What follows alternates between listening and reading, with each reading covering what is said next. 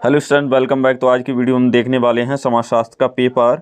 ठीक है, केवल प्रश्न पत्र 3 घंटा पढ़ने के लिए निर्धारित हैं। 100 अंक का ये पेपर मिलेगा। उसके बाद इसमें नोट दिया है। प्रारंभ के 15 मिनट परीक्षार्थियों के लिए पेपर पढ़ने के लिए निर्धारित हैं। ठीक है, निर्देश यहाँ पे दिए हैं कुछ, सभी प्रश्न अनिवार्य हैं। ठीक है, और यहाँ पे दूसरा निर्देश दिया है प्रश्न संख्या 1 से 10 तक बहुविकल्पीय प्रश्न हैं। उसके बाद दिया है प्रश्न संख्या 11 से 20 तक अति लघु उत्तरीय हैं, जिनका उत्तर लगभग 25 शब्दों में देना है आपको। उसके बाद चौथा निर्देश दिया है 21 से 26 तक लघु उत्तरीय प्रश्न है और शब्द सीमा 50 शब्द, यानी कि 50 शब्दों में इसका उत्तर आपको देना है। उसके बाद दिया है प्रश्न संख्या 27 से 29 तक विस्तृत उत्तरीय प्रश्न है और जिनका उत्तर आपको 150 शब्दों में देना होगा। ठीक है, और आगे बढ़ते हैं। हमारा यहाँ पे बहुविकल्पीय प्रश्न हैं।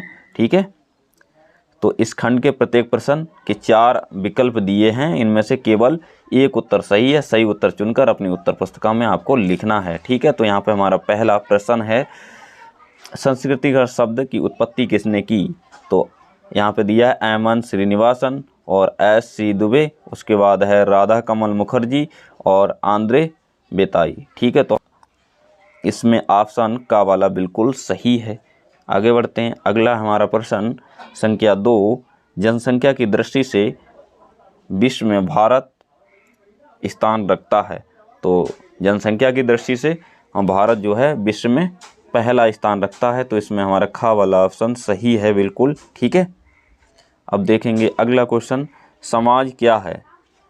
मूर्त, अमूर्त, का खा दोनों, इनमें से कोई नहीं। तो इसमें हमारा ऑप्शन खा वाला बिल्कुल सही है। समाज जो है अमूर्त है। ठीक है, अब देखेंगे अगला क्वेश्चन। प्रश्न संख्या 4, जाति का निर्धारण होता है।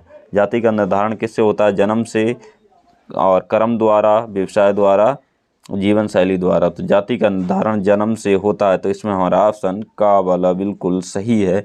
अब देखेंगे क्वेश्चन क्रमांक 5। इसमें दिया है विश्व में सर्वप्रथम जनगणना कहाँ हुई। ठीक है, तो अमेरिका, इंग्लैंड, जर्मनी, फ्रांस। तो सबसे पहले विश्व में जो जनगणना है वो अमेरिका में हुई। तो इसका का वाला ऑप्शन राइट हो जाएगा।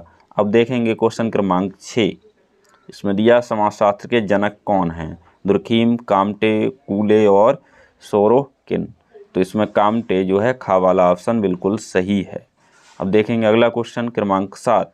इसमें दिया है भारत में शासन का स्वरूप है लोकतांत्रिक, और उसके बाद अध्याशी और राजतंत्री, अल्पतांत्रिक। तो इसमें है का वाला ऑप्शन राइट, लोकतांत्रिक शासन है भारत के अंदर।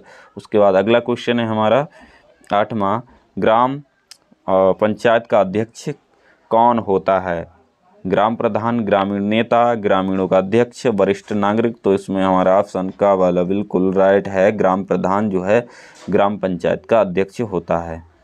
क्वेश्चन क्रमांक 9 देखेंगे। इसमें दिया है भारत में आधुनिकीकरण का प्रमुख कारक है। औद्योगिकरण, नगरीकरण, उसके बाद पश्चिमीकरण, इनमें से सभी। तो ये सभी वाला यानी कि इनमें से सभी ऑप्शन जो हैं बिल्कुल राइट हैं। ठीक है, अगला देखेंगे क्वेश्चन क्रमांक 10। संस्कृति को भौतिक और अभौतिक संस्कृतियों में किसने वर्गीकृत किया यानी कि बांटा? तो यहाँ मॉर्गन और उसके बाद वेबर हैं और सोरोकिन है, उसके बाद आगर वन। ठीक है, तो इसमें घा वाला ऑप्शन बिल्कुल सही है। ठीक, अब देखेंगे लघु उत्तरीय प्रश्न। ठीक है, अति लघु उत्तरीय प्रश्न तो 11 से लेकर के ये दिए हुए हैं। तो यहाँ पे पहला इसमें मातृवंशीय परिवार से आप क्या समझते हैं, और क्वेश्चन क्रमांक 12 में दिया है सामाजिक सर्वेक्षण किसे कहते हैं। उसके बाद दिया है संप्रदायवाद या सांप्रदायिकता से आप क्या समझते हैं। अगला क्वेश्चन है 14। यहाँ पे दिया है वर्ग से आप क्या समझते हैं, नातीदारी को परिभाषित कीजिए। ये क्वेश्चन क्रमांक 15 है। उसके बाद दबाव समूह का क्या अर्थ है। ये क्वेश्चन सारे बहुत ज़्यादा महत्वपूर्ण हैं। ठीक है, अगला क्वेश्चन है 17। औद्योगिकरण की विशेषताएं लिखिए। माल्थस का जनसंख्या वृद्धि का सिद्धांत क्या है, इसे बताना है आपको। उसके बाद दिया है क्वेश्चन क्रमांक 19। सामाजिक अपवर्जन या बहिष्कार क्या है। क्वेश्चन क्रमांक 20 में दिया है औद्योगिकरण की 3 विशेषताएं लिखिए। ठीक है, फिर है लघु उत्तरीय प्रश्न। प्रश्न संख्या 21 से लघु उत्तरीय शुरू हो जाते हैं। यहाँ पे दिया है प्रश्न संख्या 21 में भूमि हलबंदी अधिनियम क्या था, समझाइए। ठीक है, उसके बाद क्वेश्चन क्रमांक 22 में है टेररिज्म व्यवस्था का वर्णन कीजिए। क्वेश्चन क्रमांक 23 पे दिया है ग्रामीण और नगरीय समाज में अंतर स्पष्ट कीजिए। क्वेश्चन क्रमांक 24 पे है सामाजिक आंदोलन के सिद्धांतों पर प्रकाश डालिए। ठीक है, अगला क्वेश्चन है नारी आंदोलन से समाज पर क्या प्रभाव पड़ा, स्पष्ट कीजिए। ठीक है, अब देखेंगे नेक्स्ट क्वेश्चन यानी क्वेश्चन क्रमांक 26। इसमें दिया है हरित क्रांति का अर्थ समझाते हुए कृषक समाज पर पड़ने वाले प्रभावों का उल्लेख कीजिए। ठीक है, अब क्वेश्चन विस्तृत उत्तरीय क्वेश्चन देखेंगे जो कि दिए हुए हैं 27 से 29 तक। ठीक है, तो हमारा क्वेश्चन क्रमांक यहाँ 29 है भारतीय समाज और संरचना हमें एक सामाजिक मानचित्र प्रदान करती है, व्याख्या कीजिए। और इसके अथवा में भी ये क्वेश्चन दिया, अथवा का मतलब है या तो 27 ये वाला करिए या अथवा वाला एक करना होता है। तो अथवा में दिया है भारत की जनसंख्या नीति पर प्रकाश डालिए। ये क्वेश्चन बहुत ही ज़्यादा महत्वपूर्ण है और मैंने पढ़ा भी दिया है, तो प्लेलिस्ट में जा कर के समाजशास्त्र की और क्वेश्चन देख सकते हैं। ठीक है, अगला क्वेश्चन देखेंगे क्वेश्चन क्रमांक 28।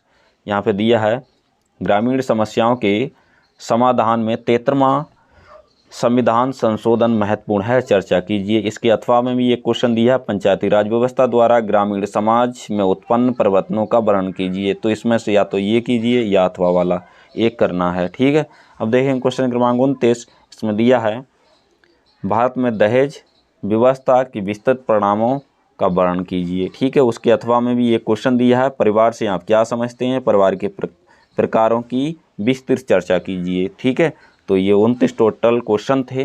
ठीक है, इनका कंप्लीट सॉल्यूशन देखने के लिए, इसकी PDF प्राप्त करने के लिए हमारे ऐप को यानी कि एप्लीकेशन को डाउनलोड कर सकते हैं। प्ले स्टोर पे जाइए, भारत सिंह लेक्चर सर्च करिए, वहाँ पर हमारी एप्लीकेशन मिलेगी, उसे डाउनलोड कर लें। ठीक है, तो वहाँ पर आपको इसकी PDF और कंप्लीट सॉल्यूशन मिल जाएगा। Thanks watching for video.